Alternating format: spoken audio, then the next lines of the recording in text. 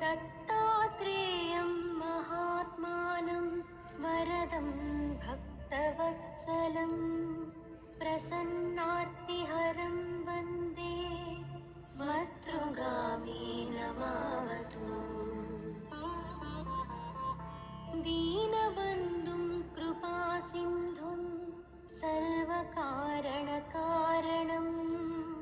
सर्वरक्षाकरं वन्दे स्मतृगामिनमावतु। शरणागतदीनार्त परित्राणपरायणं नारायणं विभुं वन्दे स्मतृगामिनमावतु।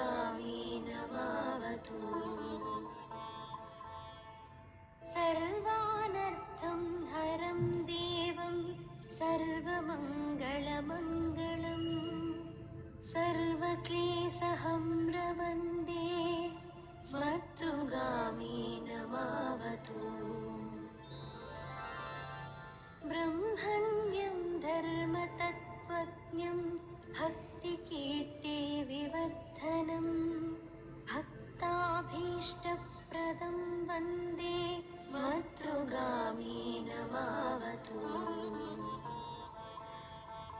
शोषणं पापपङ्कनं कस्य देवसंज्ञानचेतसः तापप्रशमनं वन्दे स्मतृगामिनमावतु।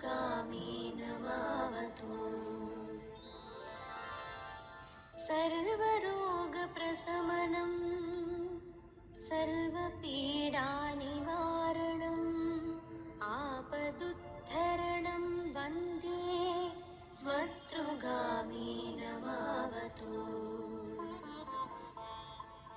जन्मसंसारबन्धुघ्नं स्वरूपानन्ददायकं निःश्रेयसप्रदं वन्दे स्मतृगामिनमावतु।